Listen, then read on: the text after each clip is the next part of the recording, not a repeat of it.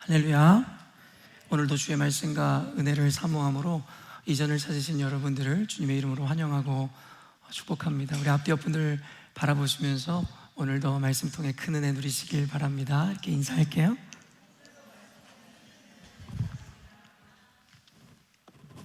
제가 달라진 걸까요? 아니면 우리 교회 예배가 달라진 걸까요? 지난주에 오늘 이 찬양부터 시작해서 하나님의 임재가 우리 예배 가운데 깊이 임하신다라는 것을 너무나 강하게 느끼는 예배입니다. 특별히 찬양부터 시작하여 또 우리 소연이의 기도, 그리고 심지어는 광고에 이르기까지 어떤 거칠이나 형식이 더 이상 아닌 그 안에 순전함으로, 정직함으로 하나님 앞에 드려지는 이 예배인 것 같아 더욱더 깊은 은혜와 감동이 제 안에 있는 것을 보게 됩니다. 그렇게 하나님께서는 더딘 듯하지만 분명하고 확실한 그 방향과 그 목적지를 향하여 우리 열린문교회를 그렇게 훈련시키시고 인도하고 계심을 너무나도 강하게 느끼는 지금 이 순간입니다. 지금까지 찬양부터 광고까지 너무 좋았는데 이제 설교만 잘하면 되겠다는 생각이 들어서 또 다른 부담이기도 한 것 같은데요. 그런 의미에서 더 깊은 예배, 더 좋은 예배, 더 정직한 예배를 하나님께 드릴 수 있음에 더욱 감사를 하나님께 고백하고 싶은데요. 이와 같은 마음을 담아 한 번 더 인사할 때 당신과 함께 순전한 예배를 드릴 수 있음에 감사합니다. 이렇게 인사하도록 하겠습니다.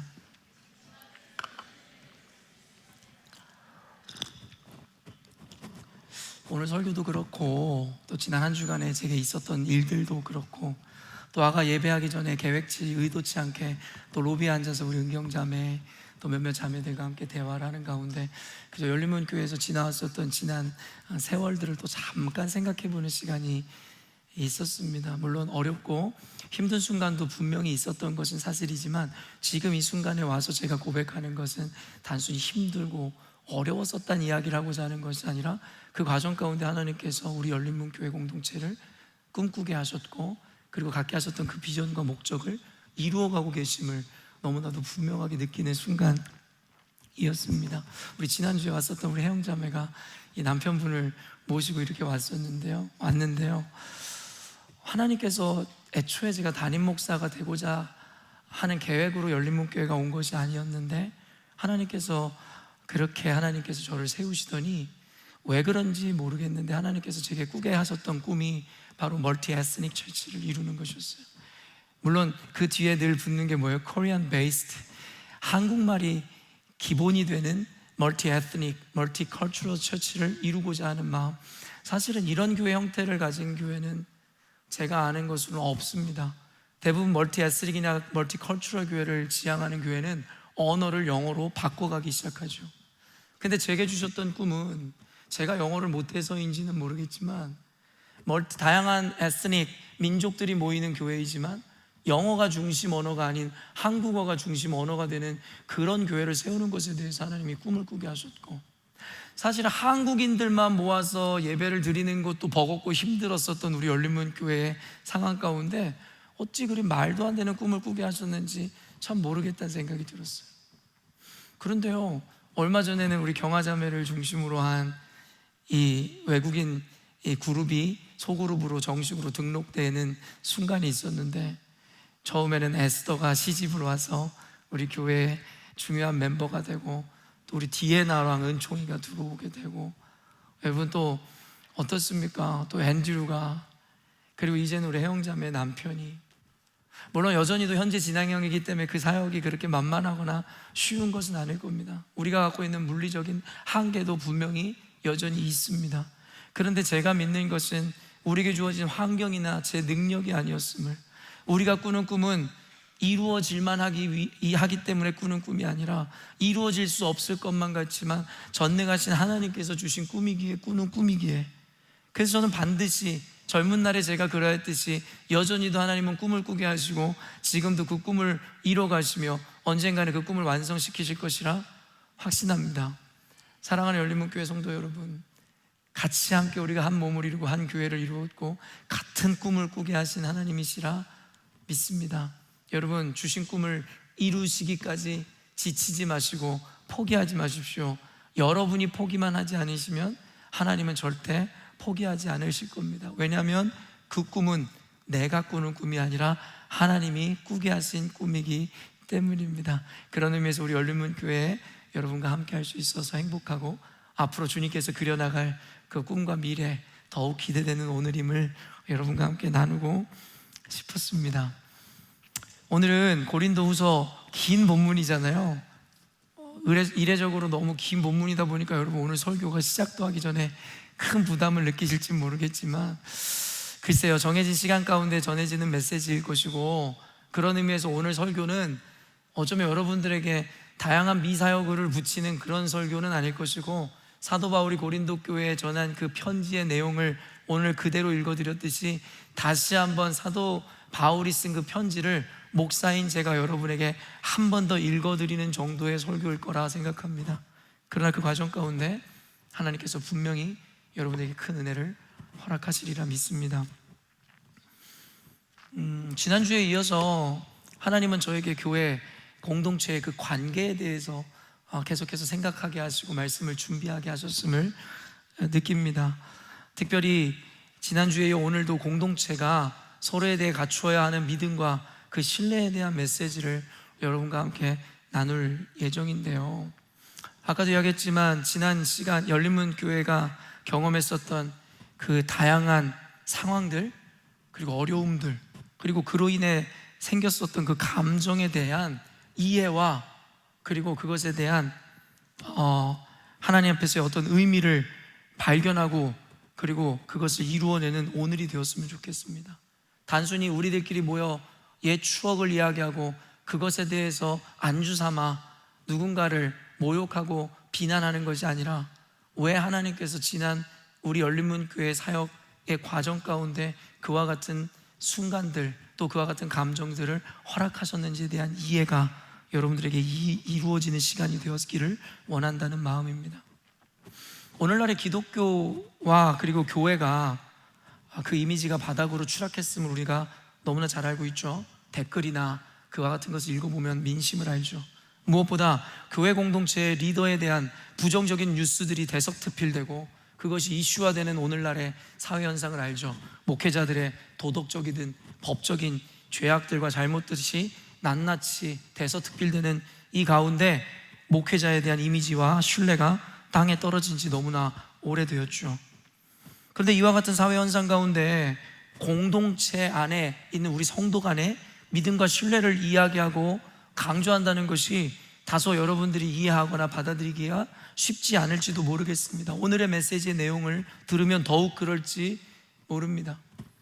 이 시대적인 상황뿐만 아니라 심지어 성경에서 이야기하는 인간의 실존을 우리가 이해한다면 서로 안에 믿음과 신뢰라는 것에 대한 개념이 더욱 받아들이기 어렵게 느껴질 수밖에 없겠죠. 우리 모두가 연약한 실존이고 죄인됨을 고백할 수밖에 없는 존재인데 서로에 대해 신뢰하고 믿어야 된다? 사실 이것 자체가 모순적일 수도 있다라는 겁니다. 그럼에도 불구하고 성경은 우리들에게 분명하게 선언합니다. 서로를 믿고 신뢰하고 사랑하라고 가르친다라는 것이죠. 방금도 이야기했지만 인간의 존재론적인 의미에서든 아니면 우리가 마주한 이 시대 상황에 비추어서 생각해보든 우리가 서로를 믿고 신뢰하고 사랑한다는 것은 불가능에 가까운지 모릅니다. 그러나 늘 이야기하지만 가능함이냐 불가능함이냐를 논하는 것이 그리스도인들과 교회의 집단의 태도가 아니라 하나님이 말씀하셨다면 불가능해 보일지라도 그것이 옳은 것이고, 하나님이 말씀하셨다면 우리 눈에 보기에 불의해 보이는 것일지라도 그것이 선한 것임에 대하여 우리는 분명히 선언할 수 있고 고백할 수 있는 집단이어야 한다라는 것입니다. 그런 의미에서 분명하게 우리가 믿고 그리고 지향해야 되는 것은 서로 사랑하고 믿고 신뢰해야 한다는 겁니다. 이유는 우리가 주 안에 한 가족이며 무엇보다 함께 주신 한 목적을 이루어야 하는 동역자이기 때문입니다. 요즘에 여러분 세계 국제 정세가 너무나도 어지럽고 힘들어서 곳곳에서 냉전과 같이 전쟁이 일어나고 내전이 일어나는 오늘날에 우리가 전장터에 나가서 싸우는 군인이라고 생각해보고 우리가 그 가운데 있는 한 팀이라고 가정해보자라는 거예요. 앞서 전진하는 이들이 있을 것이며 후방에서 지원하는 이들이 있고 그들의 뒤를 막아주고 받쳐주어야 하는 이들이 있을 겁니다. 그것이 팀이겠죠. 그런데요, 서로가 서로를 믿지 못한다면 과연 그 작전, 그 전쟁에서의 그들이 맡겨진 미션을 온전히 수행할 수 있겠냐라는 거예요. 앞서 전진하는 팀이 뒤에 있는 후방이 든든히 받쳐주고 있다는 믿음과 신뢰가 없다면 과연 그들이 한 팀이 되어 전쟁을 온전히 감당할 수 있겠냐라는 거예요. 성경은 이미 우리들에게 선언하고 있듯이 우리가 살아가고 있는 이 삶은, 이 순간은 영적 전쟁의 순간이다라고 이야기합니다. 즉 물리적인 싸움은 아닌 것 같아 보이지만 우리 모두가 영적 전쟁터 상황 가운데 영적 전쟁을 이루어가고 있는 군인이라고 성경은 이야기하죠. 그래서 우리에게 전신갑주를 입으라고 성경은 그와 같은 은유와 비유를 우리에게 허락하고 있는 거라는 것입니다. 그렇기 때문에 우리는 이와 같이 영적 전쟁에 참여한 동료인과 동시에 고지를 점령하고 탈환해야 하는 그와 같은 사명과 미션을 수행해야 하는 한 팀이며 말 그대로 동역자인 것입니다. 오늘의 설교는 다시 한번 이야기하지만 지난주에 이어 교회론에 입각한 교회 공동체의 관계에 있어서 중요한 개념을 담고 있는 메시지일 것입니다.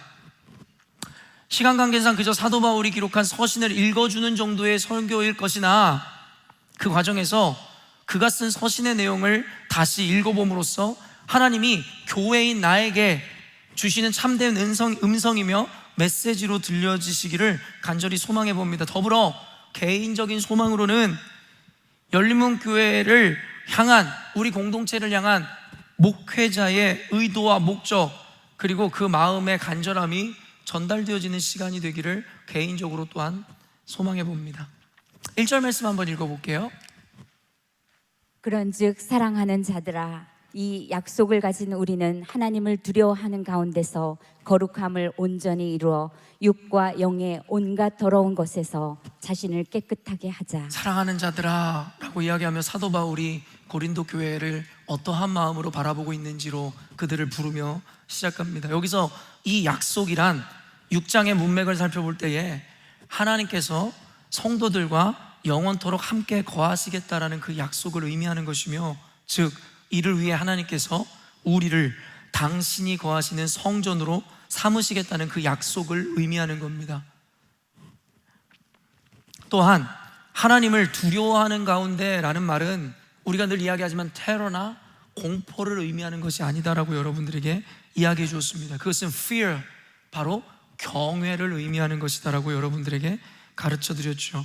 이는 하나님께서 우리에게 김정은과 같은 독재자가 되어 폭정을 일삼는 분이셔서 우리가 느끼는 두려움이 아니라 그의 거룩함 앞에, 그 존재 자체 앞에 느끼는, 또한 그를 대하는 우리의 연약함과 죄로 말미암아 느낄 수밖에 없는 경외감이며 두려움이라고 성경은 이야기하고 있는 것이죠. 그렇기 때문에 오늘날에 율법주의에 빠져 하나님이 자신들을 벌하시거나 저주하실까 두려움으로 신앙생활하고 있는 자들에게 분명하게 전하는 메시지입니다. 하나님은 우리의 아버지이십니다. 때로는 우리를 아버지의 사랑으로 징계하고 견책하는 일이 혹 있을지언정 그것이 여러분 우리를 저주로 멸망으로 이끄시는 분이 아니심을 우리가 분명히 알았노라면 스스로가 기복주의와 율법주의에 빠져 하나님이 나를 내치실까 두려워하고 하나님이 나를 저주하실까 무서워하는 등의 그와 같은 공포심에서 신앙생활을 하지는 않았을 겁니다. 하나님이 어떤 분인지에 대한 인격을 알았노라면, 그분을 아버지로 만났노라면 그와 같은 고백은 감히 할 수가 없는 것이죠. 하나님을 두려워하라는 것은 공포의 대상으로 여기라는 것이 아니라 그의 위엄 앞에, 그의 거룩함 앞에 선 우리의 허물과 죄로 인해 느낄 수밖에 없는 두려움이며 경외감을 의미한다는 거예요. 누가복음 5장 8절 말씀을 읽어보겠습니다. 시몬 베드로가 이를 보고 예수의 무릎 아래에 엎드려 이르되 주여 나를 떠나소서 나는 죄인이로소이다 하니, 예수님의 존재 앞에 나를 떠나소서 나는 죄인이로소이다 라고 이야기하는 이 경외감을 이야기하는 겁니다. 그가 괴물과 같이 그같이 흉측한 모습과 두려움의 권세를 갖고 있는 분이어서가 아니라 그 거룩함 앞에 선 나의 연약함으로 말미암아 느끼는 두려움, 우리가 하나님을 처음 만났을 때 느끼는 그 부담감과 두려움과 똑같습니다. 집회 가운데 나올 때 하나님의 임재가 임할 때에 영적인 체험을 할 때 어떤 이들은 두려움을 느끼죠. 왜요?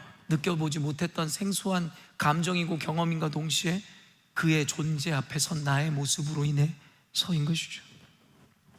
우리는 이와 같이 하나님이 거하시는 성전인과 동시에 그의 거룩한 사명을 이루어야 하는 존재로서 늘 하나님을 인식하고 더불어 그분의 거룩함 앞에 우리를 깨끗이 하여야 된다는 것이 1절에서의 메시지인 겁니다. 내가 너희와 영원히 함께 할 것이고 그러므로 너희는 내가 거하는 거룩한 성전일진데 그러므로 너희는 몸과 마음과 영의 행실을 온전히 하고 깨끗이 함으로 내 앞에서 경외하는 마음으로 순전함으로 살아가라 라는 메시지를 이 한 절에서 담고 있다는 것입니다. 그리고 또한 1절 후반에 나오는 온갖 더러움에서 깨끗함을 입으라는 말씀은 바로 이와 같은 맥락에서 이어지는 메시지인 것입니다. 앞서 언급된 고린도 교회에 있었던, 여러분 고린도전서에 대해서 저와 함께 말씀을 배워서 아시겠지만 고린도 교회에 있었던 온갖 죄악과 어리석음과 연약함에 대해서 여러분 강도 높은 어조로 사도 바울이 그들을 비판하고 있었음을 알고 있죠. 그 중에 고린도 교회의 죄악이 무엇이었습니까? 시기와 의심과 분냄과 분리와 분쟁 등이 있었죠. 그래서 누구는 그리스도에게, 누구는 바울에게, 누구는 아볼로에게, 여러분 누구는 게바에게, 이와 같이 분열되어 있었던 그들, 진영 논리에 빠져 있었던 그들에게 아볼로와 나는 그저 심고 물을 주었으나 자라게 하시는 이는 하나님이시라는 그와 같은 선언을 통해 교회인 너희들은 하나님의 자녀이고 하나님의 한 몸일 뿐 누구에게 속한 집단도 아니고 너희들의 이해관계에 의해서 뭉치고 흩어짐을 반복해서는 안 된다라고 이야기하죠. 오늘날의 한국의 정치 상황을 보거나 오늘날의 교회 안에 이루어지는 분열과 다툼과 나눔 가운데 흔히 일어나는 일입니다. 3355 팀을 짜서 자신의 이해관계와 자신의 경험과 지식과 성향을 바탕으로 서로를 적으로 간주하고 의심하고 모함하고 모략하여 그리스도의 몸을 찢으려고 하는 일들이 일어남에 대한 일침일 수 있겠죠. 그런 그들에게 이와 같은 뉘앙스로 이야기하는 것입니다. 너희는 그리스도의 몸이며 그리스도의 성전이거늘 너희들은 그 거룩함 앞에 너희들의 온갖 더러움에서 벗어나 깨끗함을 입으라. 이 말인즉슨 practically 적용해서 해석해드리면 시기와 의심과 분냄과 분리와 분쟁과 그와 같은 어리석음에서 빠져나오라 이야기하는 것이죠. 2절 말씀 읽겠습니다. 마음으로 우리를 영접하라. 우리는 아무에게도 불의를 행하지 않고 아무에게도 해롭게 하지 않고 아무에게도 속여 빼앗은 일이 없노라. 사도 바울은 매우 직설적으로 그런 그들에게 자신들을 영접하라고 권하고 있습니다. 우리라 함은 아마도 사도 바울과 함께 동역하는 이들, 리더 그룹을 의미하는 것일 겁니다. 여기서 영접하라라고 말하는 헬라어 이 원어는 코레사테라는 단어인데요, 자세히 여러분이 알 필요는 없습니다. 제가 헬라어를 아는 척하는 게 아니라 이 의미를 여러분에게 전하기 위해 하는 겁니다. 코레사테는 장소를 나타내는 코로스에서 파생된 말입니다. 그러면 여기서 영접하라는 이야기는 뭐냐면 그들을 위한, 사도 바울의 입장에선 우리를 위한 자리를 마련하라는 뜻으로 해석할 수 있는 거예요. 근데 여기서 영접하라는 게, 야 우리가 곧 도달할 거니까 집을 비워놓고 거기에다가 진수성찬을 차려서 우리를 맞이하라, 단순한 이런 의미로 이야기할 거라고 생각하세요? 아니죠. 그거는 무엇을 의미합니까? 쉽게 이야기하자면 마음속에 우리가 들어갈 수 있는 자리를 만들라고 이야기하고 있는 겁니다. 사도 바울이 고린도 교회를 방문하기 전에 고린도 교인들에게 이와 같이 이야기하는 거예요. 너희들은 우리를 위한 마음의 자리를 마련하여 우리가 당도하거든 우리를 받아들이라. 물리적인 의미가 아니라 그들이 가르치는, 그들이 지향하는 그 어떤 것을 받아들이라 라고 직설적으로 이야기한다라고 이야기할 수 있겠죠. 그러면서 연이어 사도 바울이 이야기하는 것이 무엇입니까? 그의 사역의 동기가 순수하고, 그리고 자신은 자신에 대한 중상모략으로부터 깨끗한 존재임을 선언하고 변화하고 있다라는 겁니다. 뭐라고 이야기했는데요? 우리는 아무에게도 불의를 행하지 않고 아무에게도 해롭게 하지 않고 아무에게도 속여 빼앗은 일이 없느니라. 자신들을 영접하라는 그들에게 우리의 의도와 목적은 이와 같이 순수하고 깨끗한 목적이며, 무엇보다 너희들이 듣고 있을 우리에 대한 중상모략은 거짓이다라는 것을 밝히고자 하는 의도를 갖고 있다는 거예요. 3절 말씀 읽겠습니다. 내가 이 말을 하는 것은 너희를 정죄하려고 하는 것이 아니라 내가 이전에 말하였거니와 너희가 우리 마음에 있어 함께 죽고 함께 살게 하고자 함이라. 사도 바울이 애둘러 내가 이 말을 하는 것은 너희를 정죄하려고 하는 것이 아니다라고 애둘러 밝히는 이유가 무엇이겠습니까? 그 이유와 의도와 목적은 무엇이냐면 바로 이 서신을 통하여 가르침을 받는 이들 가운데 사도 바울을 의심하고 그에 대한 소문을 내고 혹은 중상모략을 한 자들이 있을 거라는 겁니다. 그래서 사도 바울은 이와 같은 서신을 보내고 이와 같은 메시지를 전하면서 그럼에도 불구하고 내가 너희를 정죄하려고 하는 것이 아니다라고 이야기하죠. 그들의 마음에는 찔림을 얻었을 거예요. 마음이 뜨끔했을 거예요. 그러나 사도 바울이 너희들이 나를 중상모략하였으나 나는 너희를 정죄하기 위해서 이 말을 하는 것이 아니다. 그러면 뭐라고 그 목적을 밝히고 있습니까? 너희가 우리 마음에 있어 함께 죽고 함께 살게 하고자 함이라.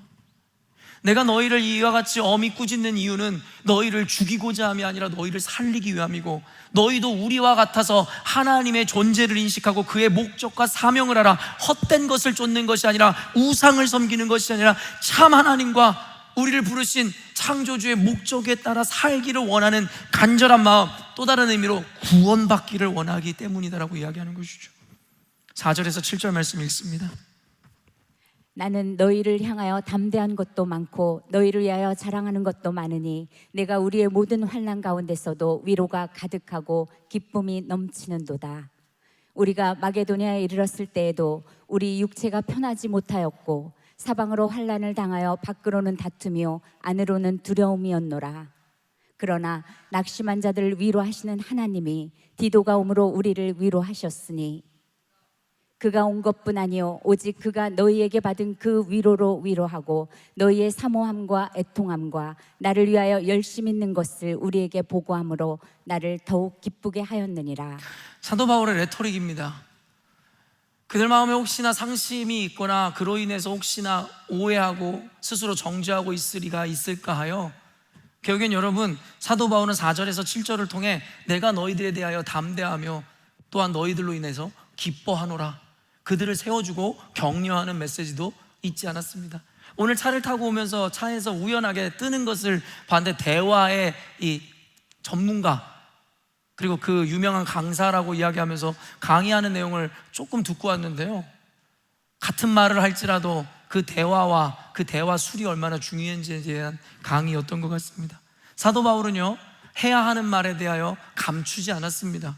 너무나도 단호하고 분명하고 아닌 것을 아니라 하고 그런 것을 그렇다 하는 것에 대한 용기를 가진 자였습니다. 그럼에도 불구하고 지혜로웠습니다. 성경은 뭐라고 우리에게 가르치는 줄 아십니까? 너희들이 비둘기처럼 순수하되 뱀처럼 지혜로우라고 이야기하죠. 순수하다라는 말로만 충분하지 않습니다. 여러분 안에 내 의도와 목적과 동기가 순수했으니까 너 단순히 그렇게 살면 안 되라고 독설을 가하는 분들 들으십시오. 순수한 의도와 목적만 있다고 하여 여러분이 옳다라는 게 아닙니다. 단호하되 지혜로워야 합니다. 사도 바울은 고작 이 짧은 메시지 가운데 단호함과 더불어 그 지혜, 그리고 그와 더불어 동기를 밝힘으로 그들을 향한 정죄와 비난이 목적이 아니라 사랑이 있음에 대해서 나 혼자 살고자 함이 아니라 함께 살고자 합니다라고 분명하게 이야기하고 있다라는 것입니다. 8절 말씀 읽겠습니다. 그러므로 내가 편지로 너희를 근심하게 한 것을 후회하였으나 지금은 후회하지 아니함은 그 편지가 너희로 잠시만 근심하게 한 줄을 알미라. 여러분, 사도 바울은 그들에게 준엄하고 엄격한 비판을 담은 편지를 쓰고 보내는 과정 중에 그가 스스로 얼마나 고통스러웠는지에 대해서 이야기하고 있죠. 그러므로 말미암아 그가 근심하게 한 것을 후회했다라는 거예요. 이와 같은 편지를 보낸 것을 후회했다라는 거예요. 왜요? 그 편지를 받아 가슴 아파할 성도들, 그로 인해 정죄하고 스스로를 고통에 빠져 있을 수 있을 그 성도들을 기억하며 사도 바울이 이와 같이 엄중한, 엄격한, 준엄한 편지를 쓰고 보냄을 후회했다라는 것이죠. 그러나 결과론적으로 뭐라고 이야기해요? 그러나 지금은 후회하지 않는다고 이야기하죠. 그러면서 그 이유를 밝히는데 그 이유가 뭐라고 이야기합니까? 왜냐하면 그 근심이 그리 오래가지 않았기 때문이다라고 이야기하죠. 너희들의 그 근심, 이 메시지, 혹은 우리에게 치환해서 이야기하면 말씀으로 인해 너희들이 근심하나 그러나 그것이 오래가지 않을 것이기에 감사하다라는 거예요. 그래서 후회하지 않았다라고 이야기하면서 9절에서 10절 이어갑니다.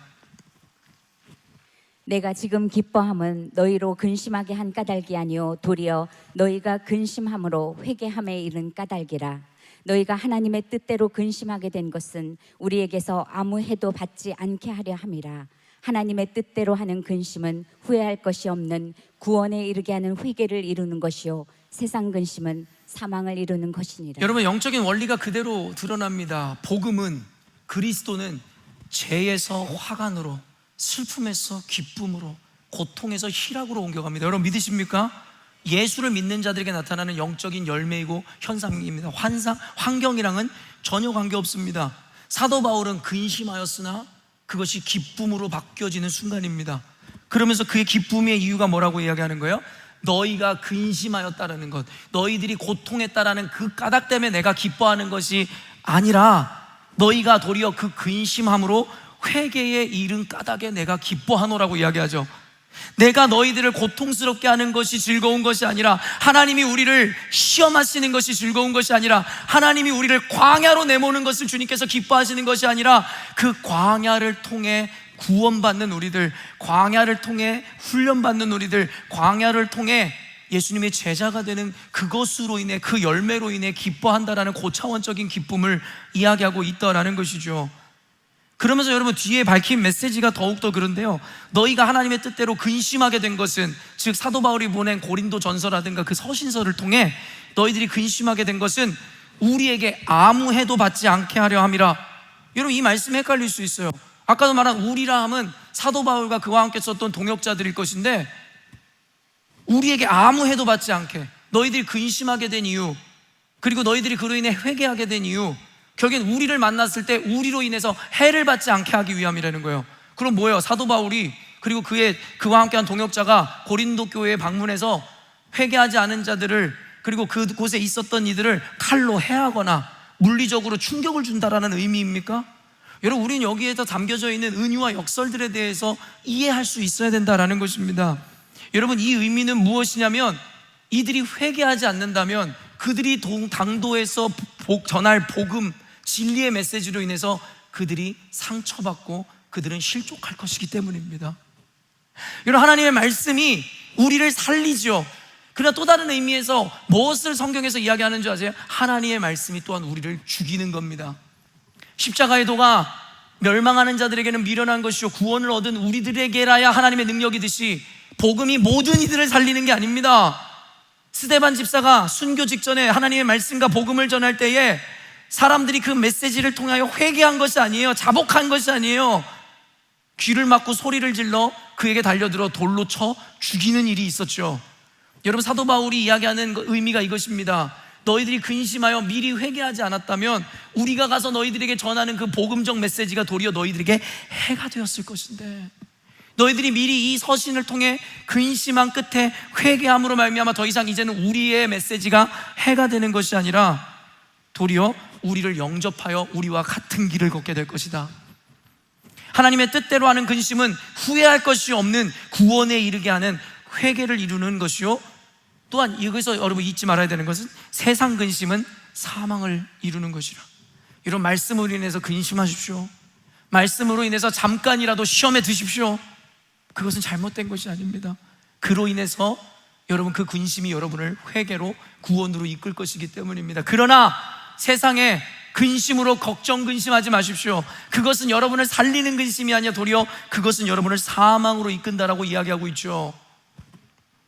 여러분 존 버년이라는 분이 쓴 철로역정이라는 책 우리 성도들은 많이 읽었을 것인데, 세상에 짐을 지고 살아가고 있었던 크리스찬이라는 주인공이 그 짐의 무게, 세상의 근심이 너무 무거워서 해결자를 찾고 다니다가 십자가를 만난 거예요. 그랬을 때 어때요? 세상의 근심이 모두 사라지는 것을 경험하죠. 그러나 그것으로 끝났습니까? 아니요. 철로역정의 이야기는 그때부터 시작이었습니다. 바로 복음으로 인해 짊어져야 되는 짐을 지기 시작하게 되었다라는 것이죠. 그러나 그 짐은, 이전의 짐은 죽음으로 가는 짐이었으나 그리스도의 십자가를 만난 이후에 지는 짐은 삶으로, 생명으로 이끄는 그 짐이었음을, 고난은 동일하게 임했지만 전혀 다른 의미의 고난이었음을 철로 역정의 존 버년이 이야기하고 있다라는 것입니다. 사랑하는 성도 여러분, 근심하려거든 말씀으로 인해 근심하십시오. 자녀들, 세상에 일어나는 일들, 세상에 여러분이 쥐고 있는 모든 것들이 여러분에게 근심의 이유가 돼서는 안 됩니다. 그래서 주님은 말씀하세요. 너희들이 염려한다 한들 너희들의 키를 한치라도 키울 수 있다라고 생각하느냐? 너희들은 염려하고 근심하지 말라. 우리들에게 게으르게 살으라고 이야기하는 것이 아니라 그 근심의 끝은 사망이요 그리스도 예수 안에 있는 자에게는 구원이라 이야기하는 거예요. 수고하고 무거운 짐진 자들아 다 내게로 오라. 내가 너희를 쉬게 하리라. 세상의 근심을 벗으라는 겁니다. 그러나 거기서 끝났습니까? 너희는 내 멍에를 지라. 내 멍에는 쉽고 가볍다라고 얘기합니다. 왜요? 주님이 함께 지어주시는 짐이니까. 우리가 이 개념을 전혀 이해하지 못하니 예수 믿으면서 그저 기복신앙에 빠져 예수 믿고 헌금 많이 하면 자기의 비즈니스가 잘 되고 자녀들 좋은 대학 갈 거라고 생각하는 어리석음에 빠져 그 결과로 인해 스스로 절망과 낙심과 사망을 향해 가게 된다는 겁니다. 복음은 여러분 부자 되라고 주어진 게 아닙니다. 복음은 여러분의 인생 형통하고 잘 되라고 주어진 게 아니에요. 복음은 구원을 이루고 하나님의 목적을 이루기 위해 우리에게 주어진 겁니다. 여러분은 예수를 믿으십니까? 아니면 성공을 믿으시는 겁니까? 여러분은 예수 안에 주어지는 행복을 추구하는 것입니까? 마귀가 주고 세상이 주는 그와 같은 행복을 추구하는 것입니까? 답은 단순합니다. 여러분이 무엇을 근심하는지에 대해 지금 이 순간 여러분이 점검해 보시면 여러분이 세상에 속한 자인지 하나님께 속한 자인지에 대해서는 쉽게 나오는 것이니까요. 11절 12절 말씀 읽습니다. 보라, 하나님의 뜻대로 하게 된 이 근심이 너희로 얼마나 간절하게 하며 얼마나 변증하게 하며 얼마나 분하게 하며 얼마나 두렵게 하며 얼마나 사모하게 하며 얼마나 열심 있게 하며 얼마나 벌하게 하였는가. 너희가 그 일에 대하여 일체 너희 자신의 깨끗함을 나타내었느니라. 그런즉 내가 너희에게 쓴 것은 그 불의를 행한 자를 위한 것도 아니요 그 불의를 당한 자를 위한 것도 아니요 오직 우리를 위한 너희의 간절함이 하나님 앞에서 너희에게 나타나게 하려 함이로다. 여러분 착각하지 마세요. 하나님의 진리와 복음과 말씀이 여러분에게 주어질 때 여러분이 생각하는 그런 좋은 열매들이 즉시 나타날 거라고 생각하지 말라는 거예요. 사도 바울이 그 근심을 하라고 이야기하잖아요. 하나님의 뜻대로 하게 된 이 근심이 구원이고 생명이고 좋은 것이다라고 이야기하면서도 뭐라고 이야기하며 너희들이 이 근심으로 인해서 간절해지며, 여기까지는 좋아요. 얼마나 변증하게 되며, 변증하는 게 뭔지 아세요? 악유하게 된다는 거예요. 얼마나 분하게 하며, 여러분 말씀을 들었는데 분이 일어나는 거예요. 앵거가 생긴다는 거예요. 얼마나 두렵게 하며, 여러분 말씀은 평안인데 말씀을 드렸더니 두렵다고요? 또한 얼마나 사모하게 하며 얼마나 열심히 있게 하며 얼마나 벌하게 하였는가. 또 다른 말로 나오면 정죄 아닙니까? 여러분 말씀이 우리 가운데 즉시 심겨졌을 때 이로 인한 근심 자체가 목적은 아니지만 현상을 이야기하는 거예요. 열린문교회에서 여러분 제가 전하는 이 진리와 말씀을 들었을 때 여러분의 태도와 받아들이는 수용력이 다 똑같았습니까? 어떤 이들은 그걸 생명의 말씀으로 듣고 제자가 되고 하나님을 위해 생명을 드립니다. 근데 어떤 이들은 모욕하고 비난하고 분노하며 교회를 떠나가죠. 우리 교회가 이상합니까? 아니죠. 진리가 그런 겁니다. 요한일서에 뭐라고 이야기합니까? 세상이 너희를 미워해도 이상히 여기지 말라. 이상히 여기지 말라. 그게 당연한 거니까. 그래서 오늘날의 교회는 복음과 진리를 전하지 않는 겁니다. 십자가를 전하지 않는 겁니다. 성도들에게 인기 끌기 좋지 않으니까요. 성도들에게 인정받기 좋지 않으니까요. 그래서 교회는 몰락하는 겁니다. 그래서 기독교와 교회가 이 땅에 땅바닥으로 추락하게 된 겁니다. 복음은 실패하지 않아요.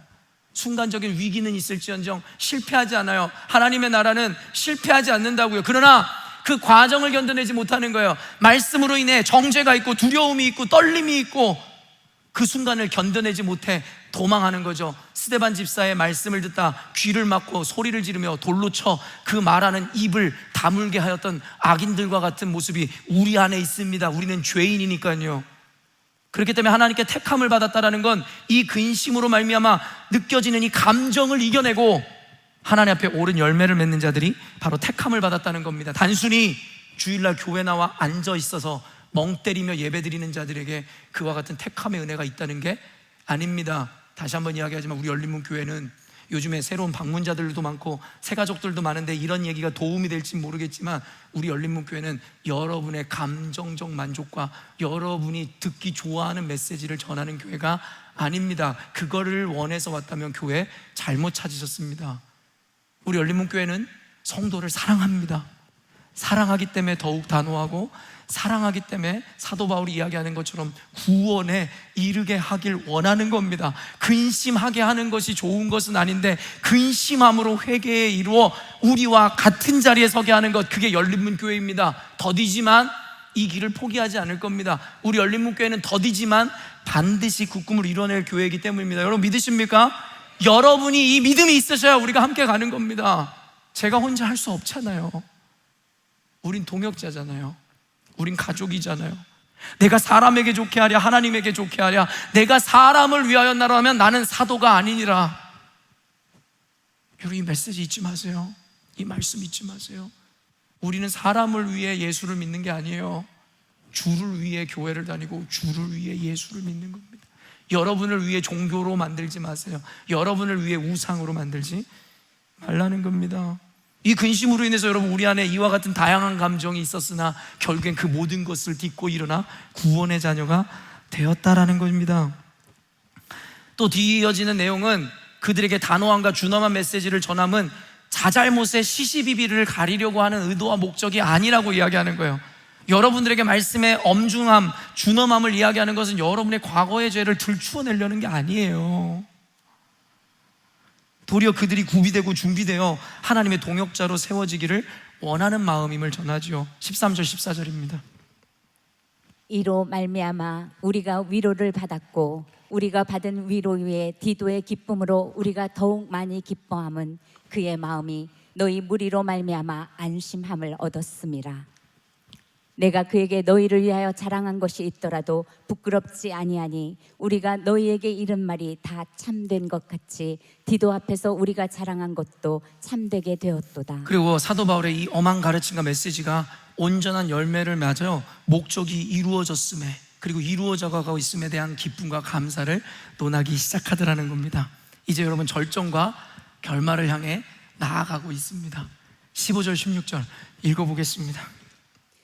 그가 너희 모든 사람들이 두려움과 떨므로 자기를 영접하여 순종한 것을 생각하고 너희를 향하여 그의 심정이 더욱 깊었으니 내가 범사에 너희를 신뢰하게 된 것을 기뻐하노라. 사도 바울이 그가 사랑하는 디도를 앞서 보내었는데 고린도 교회에 일어난 변화를 듣게 된 거예요. 그리고 그를 영접하였고 그 복음 안에 그 편지로 인해 달라진 그들의 열매를 디도를 통해 사도 바울이 알게 되었고, 사도 바울은 아직 지금 고린도에 가지도 않은 상태예요.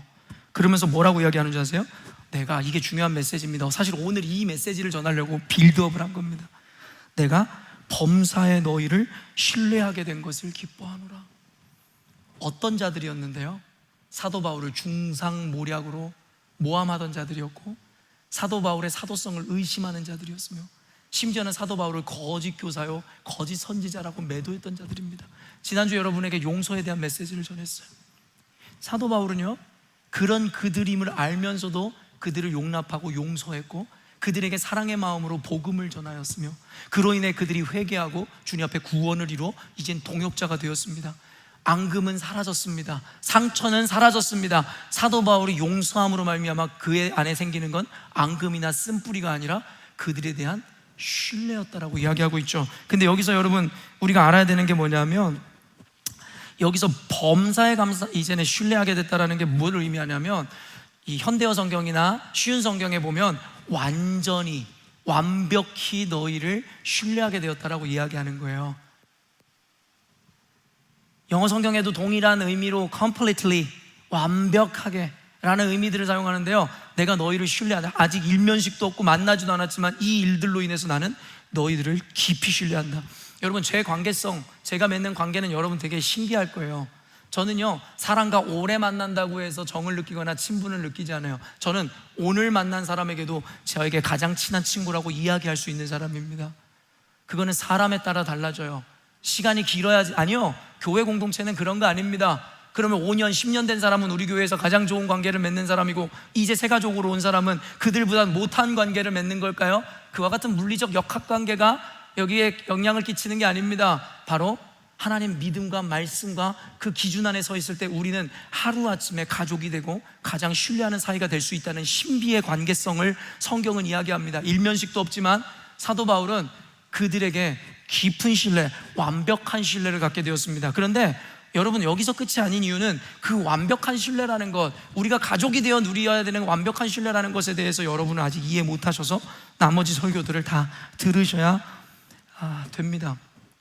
전적인 완벽한 신뢰가 뭘 의미하는 걸까요? 요즘 저는요, 성도들과의 대화를 통해서 요즘 성도들, 우리 열린문교회 성도들 이야기하는 거예요. 마음가짐과 태도가 너무 많이 달라지고 있음을 느끼는 요즘입니다. 이전에 설교를 듣던, 양육을 받던 자들은 각각 자신들의 이해와 논리 안에 갇혀서 옳고 그름 혹은 논리의 모순을 따졌으나, 이제는 어떤 순간인가 그와 같이 자신이 이해되어지지 않는 설교, 양육, 내용을 들었을 때에 모순과 그리고 자신들의 경험을 비추어 자신들의 가치관으로 주장하려 하는 것이 아니라 도리어 그와 같은 순간을 맞이하게 되면 도리어 자신들의 부족함을 발견하고 당장은 이해하지 못하지만 그 안에 담겨진 참 의도와 목적이 있다라는 것을 알고 그것을 발견하고자 하는 태도로 바뀌더라는 거예요. 어떤 사람들이 참 성도입니까? 여러분, 우리가 모두 완벽한 지식과 경험과 가치관과 기준을 갖고 있었다면 우리는 교회에 올 필요가 없었고 말씀을 들을 필요가 없었을 겁니다. 우리는 죄인임을 인정하고 이곳에 온 거예요. 불완전한 존재라는 것을 알고 하나님의 말씀을 통해 바른 존재가 되기 위해, 의로운 존재가 되기 위해 교회에 온 거 아닙니까? 그런데 설교라는 것은 의로 교육하고 우리를 바르게 하며 유익한 성경을 통해 우리에게 하나님의 말씀을 대언하고 증거하는 것이거늘 늘 자신들은 판단자가 되고 참관자가 되어 자신의 어설픈 지식과 경험, 가치관을 바탕으로 말씀을 판단하고 있으니 그런 자들의 인생이 변화될 수 있겠냐라는 거예요. 당연히 교회를 떠나는 수순을 밟을 수밖에 없는 것이죠. 그럼 오늘날의 우리 열린문교회 성도들의 태도가 달라졌음을 저는 확신하는 건 뭐냐면, 지금 당장은 이해할 수 없으나 내 지식과 성향과 내 가치관으로는 받아들일 수 없으나 받아들이지 못하는 내가 옳은 것이 아니라 반드시 말씀 가운데 참뜻이 있음을 깨달아 내가 그것을 알기로 작정하는 순간으로 완전히 트랜지션을 이루게 되었다는 거예요. 우리 열린문교회는 지금 완전히 달라졌습니다. 저는 그것을 너무나 강하게 느낍니다. 여러분 개개인은 모르겠지만 여러분, 저는 교회 수장으로서 우리 공동체의 영적 흐름이 완전 바뀌었음을 너무나 강력하게 느낍니다. 우리 열린문교회는 이제 때를 맞이하게 될 겁니다. 제 예언이 이루어지는지 아닌지 여러분 스스로가 경험하십시오. Come and see, 와서 보라. 예수에 대해서 묻는 자들에게 예수님께서 말씀하신 거예요. Come and see, 너희들이 와서 직접 봐라. 여러분은 그것을 목도하는 하나님의 참 증인이 될 거라고 저는 확신합니다. 여러분, 오늘 설교 제목을 보시면서 어떤 생각을 하셨어요? 그리고 지금 설교의 거의 끝자락에 온 이 시점에 그 제목을 이해하고 계십니까? 물음표에서 느낌표로 우리 열린문교회 성도들의 그 물음표가 이제 느낌표가 되어가는 이 순간에 대해서 여러분들에게 그 감격을 전하고자 하였습니다. 의심이 아니라, 겉모술수가 아니라, 중상모략이 아니라 믿음과 신뢰와 확신의 공동체가 되어가는 이 시점, 이 순간을 여러분들에게 이야기하는 겁니다. 설교의 내용이나 양육의 내용이 완벽하다는 것을 의미하는 것이 아닙니다. 사도 바울은 죄가 없다라는 것, 완벽한 존재라는 이야기가 아닙니다. 이는 도리어 어떤 현상이나 상황을 대하는 나 자신의 태도를 이야기하는 겁니다. 성경은 이거에 주목합니다. 누가복음 11장 40절 41절 읽겠습니다. 어리석은 자들아, 겉을 만드시니가 속도 만들지 아니하셨느냐. 그러나 그 안에 있는 것으로 구제하라. 그리하면 모든 것이 너희에게 깨끗하리라. 우리 열린문교회 성도들은 이미 알고 있는 역적 원리잖아요. 존재하는 그 어떤 것의 가치가 절대값이 먹여지는 것이 아니라 그것을 대하는 나에 따라 그 값은 변형된다라는 것. 여러분, 성경은 그대로 이야기하는 겁니다. 외식하고 거칠애에 빠져 있었던 바리새인들에게 예수님께서 지적하시며 말씀하신 거예요. 너희들은 거칠애는 그럴듯하지만 너희들의 내면에는 더러운 시체가 냄새를 풍기고 있다라고 이야기하며 너희 속사람을 온전하게 하라. 그리하면 그 안에 있는 것으로 인해서 구제될 것이고 그리하면 모든 것이 너희들에게 깨끗하리라. 여러분, 세상에 있는 모든 것이 어떻게 깨끗할 수 있습니까? 깨끗할 수 없습니다. 불가능합니다. 그러나 내가 어떠한 마음과 믿음을 갖느냐에 따라 그 모든 것은 적어도 하나님 앞에 내게는 깨끗하고 정하다 인정을 받는 겁니다. 다시 한번 이야기할까요? 제 설교가 완벽하다고요? 저는 세계에서 가장 뛰어난 설교가고 목사냐고요? 아닙니다. 저도 여전히도 똥밭을 구르고 죄악과 싸우고 씨름하며 때로는 이기기도 하고 때로는 지기도 하는 사람입니다. 제가 그렇게 똑똑한가요? 그렇지 않음을 알고 있습니다. 그럼에도 불구하고 사도 바울의 신뢰는 고린도 교회의 교인들은 다시는 자신의 뒤통수를 치지 않을 확신이 있어서의 신뢰가 아닙니다. 바로 내 안에 믿어줌으로, 믿음으로 생겨나는 신뢰를 의미하는 겁니다. 조금 다소 어려울 수 있으나 여러분은 이내 곧 이해할 수 있으리라 확신합니다. 이것이 신앙의 원리이고 은혜인 겁니다.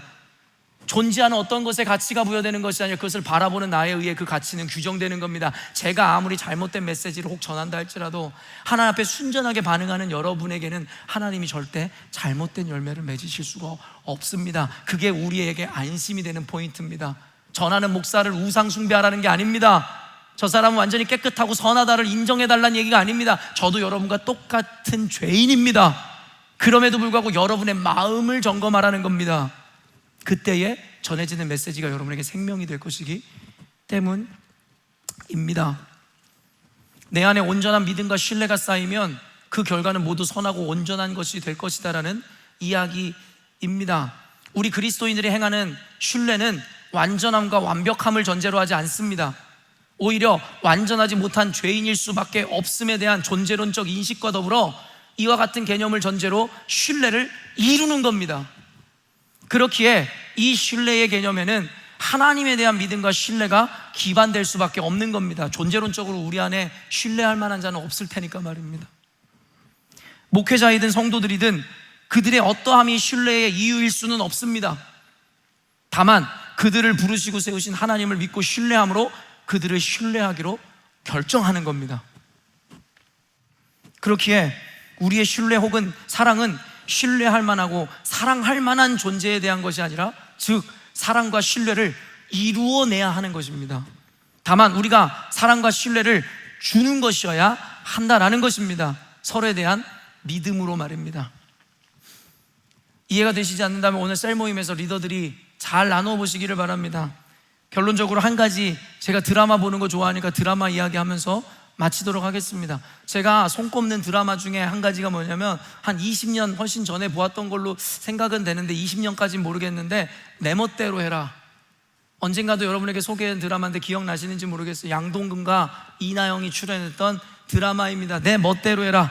그 주인공이 누구예요? 소매치기 전과를 갖고 있는 고복수라는, 이름도 복수야, 고복수라는 주인공이 등장하고 공효진이라는 여자와 이나영이라는 순수한 이 여자 사이에 삼각관계의 갈등을 그린 또 드라마이기도 합니다. 그때에 이제 원래 고복수의 여자친구였던 공효진이라는 친구가 지금 드라마에 대해서 너무 길게 설명하는데 이해를 하시라고. 그러다가 어느 날 이나영이라는 존재가 등장하면서 고복수 양동근과의 사랑이 꽃피고 그러면서 조금씩 원래 애인이었던 그 공효진이 조금씩 밀려나는 과정 가운데 너무나 가슴 아파하는 그와 같은 스토리들이 그려져 있죠. 그때에 고복수의 전과범이, 그 소매치기 전과가 있다는 것을 알면서도 사랑하기로 했던 이나영이었는데, 그 모진 고통 가운데서 그를 사랑하기로 결정했던 이나영이었는데 어느 날 버스를 타고 가다가 버스 정류장에서 자기 남자친구인 고복수가 있는 것을 발견하게 되는데 그가 어떤 옆에 있는 지갑을 챙기는 것을 보게 된 거예요. 충격에 빠지는 거죠. 이 남자가 이제는 전과범의 그것들을 모두 이제는 다 해소하고 새 사람으로 거듭났다라고 해서 나는 사랑했다고 믿었는데 그 지갑으로 인해서 다시 그 병이, 그 범죄가 도졌다고 생각했던 거예요. 그러나 그것은 오해였습니다. 그거는 그가 소매치기를 한 것이 아니라 누가 정류장에 떨어뜨리고 갔었던 그 지갑을 주워서 전해주고자 할 때에 그 순간을 포착했던 것 뿐이었어요. 그랬을 때에 옛 여인이었던 공효진과 새 여인이었던 이나영 가운데 말다툼과 언쟁이 시작되는데 지금 그 내용을 제가 워딩 그대로 읽어드리려고 하는 거예요. 설명 잘 됐나요? 공효진을 A라고 하고 B는 이나영입니다. 공효진의 멘트를 잘 기억하세요. 너 지금 무슨 뜻이야? 연기 잘하나요? 너 지금 무슨 뜻이야? 공효진이 의심하는 이나영에게 지금 화가 난 거예요. 자기가 사랑하는 고복수를 의심한 거에 대해서. 복수가 소매치기 한 지갑이란 얘기야? 야, 이거 정말 웃기는 XX네. 욕을 한 거예요. 걘 안 한다면 안 하고 한다면 해. 그때에 이나영이 이렇게 묻는 거예요. 정말 그렇게 완전히 믿어요? 정말 그렇게 완전히 믿어요? 그랬더니 이 공효진이 뭐라고 하냐면, 너 같은 X들은 잡생각이 많아서 믿음이라는 걸 모르지, 믿는다는 게 뭔 줄 아냐? 그 사람이 날 속여도 끝까지 속아 넘어가면서도 믿어버리는 거, 그게 믿음이야. 근데 복수는 안 속여. 됐지? 여러분, 저는요, 기독교 작가가 썼는지는 모르겠지만 여기에서 기독교 신비를 보는 거예요. 여러분, 다니엘 세 친구가 풀무대에 던져지면서 그 왕에게 했던 말이 뭔지 아세요? 왕이시여, 살아계신 하나님께서 우리의 풀무불에 던져졌을 때 할지라도 우리를 지키심을 저희는 확신합니다. 그런데 뭐라고 얘기하는 줄 아세요? 그러나 그리 아니하실지라도 왕이시여, 우리는 절대 왕 앞에 굴복하지 않을 겁니다. 여러분, 이게 믿음입니다. 그들은요, 자신들이 살아나지 못할 것을 염두에 두고 이와 같은 얘기를 한 걸까요? 아니요. 우리의 믿음은 믿을 때 분명히 반드시 끝끝내 될 거라는 것을 믿고 믿는 믿음입니다. 저는 그렇게 믿어왔습니다. 그런데요, 저는 그것 때문에 압박을 받지 않아요. 왠지 아세요? 그렇지 않아도 그게 하나님의 뜻이라면 받아들일 준비가 되어 있으니까. 그러나 여기서 끝이 아니에요. 제 믿음은 뭔지 아세요? 그럼에도 불구하고 하나님은 분명히 그 꿈을 이루셔. 여러분, 저는요, 한 소매치기에 대한 사랑, 그에 대한 믿음과 신뢰를 보이는 그 여인, 자기를 사랑하겠다라고 이제는 선언했지만 의심하는 그 여인에게 일침을 가하는 이 여인의 네가 믿음이란 걸 알아? 오늘날의 그리스도인들에게 하는 이야기처럼 들렸어요. 너희들이 믿음을 알아? 모태신앙인, 직분, 교회 사는 헌신, 매주마다 교회 도장 찍는다고? 너희들이 믿음을 알아? 헌신을 알아? 이와 같이 이야기하는 것처럼 들렸어요. 너 같은 X들은 잡생각이 많아서, 마지막으로 읽고 설교 마치려고 하네요. 잡생각이 많아서 믿음이라는 걸 모르지. 잡생각이 뭔지 여러분 스스로가 생각해 보세요. 믿는다는 게 뭔 줄 알아? 그 사람이 날 속여도 하나님이, 여러분, 이사야가 그런 고백, 예레미야가 그런 고백하잖아요. 하나님 나에게 속이셨습니까? 하나님 나에게 거짓말 하신 겁니까? 보여지는 눈앞에 나타나는 증명이 그렇지 않았으니까요. 그런데요, 하나님이 날 속여도 끝까지 속아 넘어가면서도 믿어버리는 거, 여러분, 그게 믿음입니다. 근데 하나님은 절대 안 속입니다. 됐습니까? 이게 믿음입니다. 공동체 간의 믿음은 이 하나님을 믿는 믿음을 기반으로 믿는 겁니다. 완벽한 사람 없습니다. 털어 먼지 나지 않는 사람 없습니다.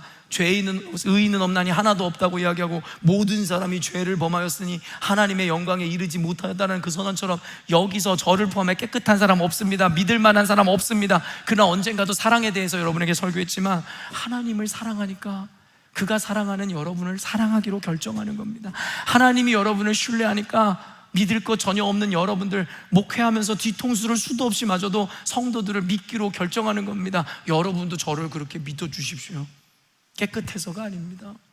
이 믿음으로 믿기로 결정할 때에 우리 공동체는 삼겹줄이 되어 마귀, 그 어떤 겉모술수, 그 어떤 루머에도 찢기지 않고 꺾이지 않는 교회가 되는 것입니다. 사랑하는 열린문교회 성도 여러분, 우리가 걸어가는 길에 얼마나 많은 어려움이 있을 것이게요. 이미 지나온 똥밭은 아무것도 아닙니다. 앞으로 더 많은 역경을 견뎌셔야 할 겁니다. 성경은 우리에게 거짓말하지 않습니다. 왜냐하면 우리가 참된 가치와 옳은 것을 향해 가고 있기 때문입니다. 미리 단디 준비하라고 성경은 우리들에게 미리 가르치고 있는 겁니다. 물음표에서 느낌표로, 우리 열린문교회가 이제는 더 이상 의심이 아닌 확신으로 접어든 이 순간, 이것으로 끝이 아닙니다. 이제는 우리가 해야 하는 사명을 향하여 나가야 되는 때가 되었습니다. 우리와 저희와 모두가 함께하여 하나님의 뜻을 이루고 세상 가운데 죽어가는 영혼에게 구원을 증거하고 허락하는 일, 그것이 저와 여러분, 이미 구원을 얻은 교회인 우리가 앞으로 예수님 다시 오실 때까지 생명 걸고 해내야 하는 일임을 잊지 않으셨으면 좋겠습니다. 느낌표에서 다시 물음표로 돌아가지 마십시오. 이전 것은 지나갔으니 보라 새 것이 되었도다. 이제 예전으로 돌아가면 안 됩니다. 우린 거듭났으면, 물음표에서 느낌표가 됐으면 다시 퇴보할 수는 없으며, 그 퇴보는 패역한 자들이라고 성경이 이야기하고 있으면 잊지 않으셨으면 좋겠습니다. 사랑하는 열린문교회 성도 여러분, 서로를 믿고 신뢰하고 든든하게 뒤를 지켜주고 우리가 함께 싸워 승리하시는 저와 여러분 되시기를 주님의 이름으로 축원합니다. 기도하겠습니다.